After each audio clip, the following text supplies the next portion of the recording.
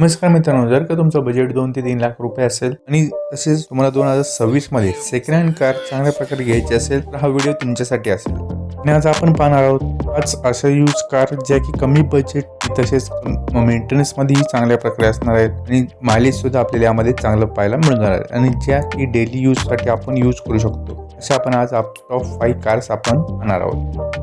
सर्वात आधी आपल्याला पाहायला मिळून जाते Hyundai Grand i10, जी की आपल्याला 5 नंबरला पाहायला मिळून जाते. ही कार आपल्याला कम्फर्ट आणि फीचर्सनी लोडेड पाहायला मिळून जाते. सिटी ड्राईव्हसाठी तिचा कम्फर्ट साईज ही खूप उपयोगी ठरणारी ही कार आपल्याला पाहायला मिळून जाते. तर मग आता आपण हिचे फायदे बघूया. तर ही एकदम कम्फर्टेबल इंटेरियर पाहायला मिळून जातात, चांगले फीचर्स पाहायला मिळून जातात. सिटीमध्येही चालवायला एकदम सोपी वगैरे पाहायला मिळून जाते आणि हिचं पेट्रोल इंजिन हे एकदम स्मूथ पाहायला मिळून जाते. आता आपण पाहूया ही गाडी घेताना कोणता विचार केला पाहिजे. जर का तुम्हाला ही गाडी बजेटमध्ये 3 लाखाच्या बजेटमध्ये जर का मिळत असेल, तुम्ही याची कंडिशन आणि तसेच किलोमीटर आणि लोकेशन पाहून या गाडी परचेस करणे तुम्ही गरजेचं आहे. चला तर मग आता आपण पाहूया जे टॉप 5 फीचर्स. यामध्ये 1.2 लिटरचं पेट्रोल इंजिन पाहायला मिळून जातं. सीएनजी ऑप्शन मध्ये सुद्धा पाहायला मिळून जाते. 5 स्पीड मॅन्युअली आणि AMT व्हर्जन मध्ये पाहायला मिळून जातं. 2 एअरबॅग्स पाहायला मिळून जातात त्यावेळेस आणि ABS EBD सुद्धा यामध्ये आपल्याला पाहायला मिळून जातं. रिव्हर्स पार्किंग सेन्सर सुद्धा यामध्ये आपल्याला पाहायला मिळून जातात. असे आपल्याला टॉप 5 फीचर्स वगैरे आपल्याला यामध्ये पाहायला मिळून जातात. आता आपली 4th क्रमांकावर असणारी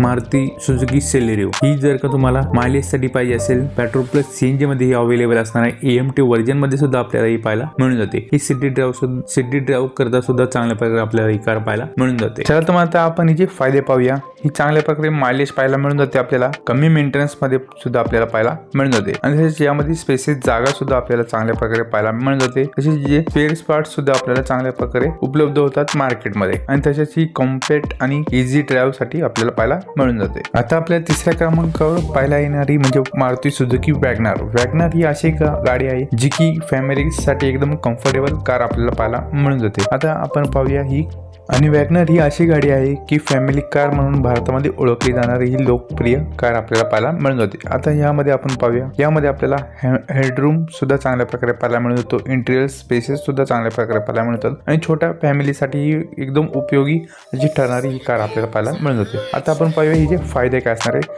यामध्ये स्पेशियस कॅबिन पाहायला मिळून जाते. कमी मेंटेनन्स मध्ये पाहायला मिळून जाते. तसे हिचे स्पेअर पार्ट सुद्धा आपल्याला सहज स्पेअर पार्ट सुद्धा आपल्याला हिचे मार्केट मध्ये सहज मिळू शकतात. चांगले रिसेल व्हॅल्यू सुद्धा आपल्याला पाहायला मिळून जाते. सिटी आणि फॅमिलीसाठी एकदम उपयोगी अशी ठरणारी कार आपल्याला पाहायला मिळून जाते. तरी तुम्हाला जर का कार 3 लाखाच्या आतमध्ये बजेटमध्ये जर का पाहायला मिळून जात असेल तर कार मिळत असेल तर तुम्ही कंडिशन आणि ओनर हिस्ट्री पाहून ही कार तुम्ही परचेस करू शकता.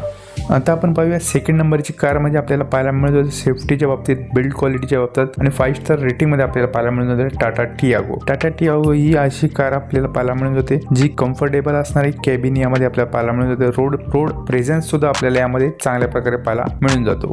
तर मग आता आपण हिचे फायदे पाहूया. आपण पहिला फायदा म्हणजे आपल्याला ही 5 स्टार रेटिंग मध्ये पाहायला मिळत होते. चांगली ड्रायव्हिंग स्टेबिलिटी पाहायला मिळत होते. कम्फर्टेबल इंटेरियर पाहायला मिळत होते. फॅमिलीसाठी एकदम योग्य ही कार आपल्याला पाहायला मिळून जाते आणि तसेच बिल्ड क्वालिटी मध्ये सुद्धा चांगल्या प्रकारे पाहायला मिळून जाते. तर मग आता आपण पाहूया गाडीचे टॉप 5 फीचर्स. यामध्ये आपल्याला 1.2 लिटरचं पेट्रोल इंजिन आणि plus CNG engine, petrol plus CNG engine आपल्याला पाहायला मिळून जातं. AMT मध्ये 5 स्पीड मॅन्युअली ट्रान्समिशन मध्ये. यामध्ये आपल्याला बूट स्पेस सुद्धा चांगल्या प्रकारे पाहायला मिळून जातो. यामध्ये LED हेडलाइट्स वगैरे आपल्याला पाहायला मिळून जातात.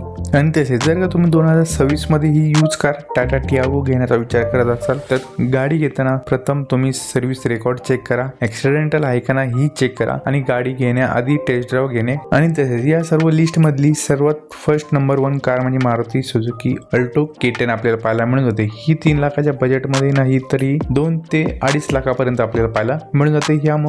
यामुळे मी हिला लास्ट नंबरला आणि फर्स्ट नंबर रँक मध्ये पाहिला, कारण की यामध्ये आपल्याला low maintenance, mileage plus easy drive सिटीमध्ये आपल्याला चांगल्या प्रकारे पाहायला मिळून जाते. यामुळे अल्टो K10 ही एकदम परफेक्टली फॅमिली कार आपल्याला पाहायला मिळून जाते. आता आपण पाहूया हे जे फायदे काय असणार आहे. तसेच हे फायदे आपल्याला कमी मेंटेनन्स, चांगल्या प्रकारे फ्युल इकॉनॉमी आपल्याला पाहायला मिळून जाते. शहरामध्ये चालवण्यासाठी एकदम सोपी आणि इझी पाहायला मिळून जाते. आणि तसेच हे स्पेअर पार्ट सुद्धा आपल्याला चांगल्या प्रकारे उपलब्ध होऊन जातात आणि रिसेल व्हॅल्यू सुद्धा यामध्ये आपल्याला चांगल्या प्रकारे पाहायला मिळून जाते. आणि तसेच पार्किंग मध्ये सुद्धा आपल्याला एकदम इझी मध्ये आपल्याला पार्किंग करता येते ही गाडी, कारण की एकदम छोटी आणि स्मॉल कार आपल्याला पाहायला मिळून जाते.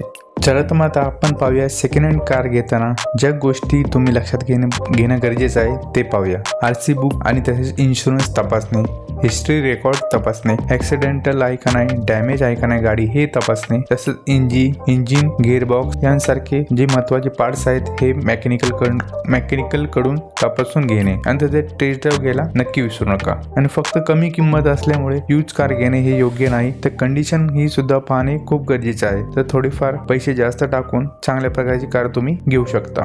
आणि तसेच तुम्हाला यापैकी कोणती कार आवडली हे मला कमेंट्समध्ये नक्की सांगा. आणि आत्तापर्यंत जर का आपल्या चॅनलला तुम्ही फॉलो केलं नसेल, लाईक नसेल केलं, सबस्क्राईब नसेल केलं तर नक्की लाईक, शेअर आणि सबस्क्राईब करायला विसरू नका. मी तुम्हाला भेटतो अशाच नवीन व्हिडिओमध्ये.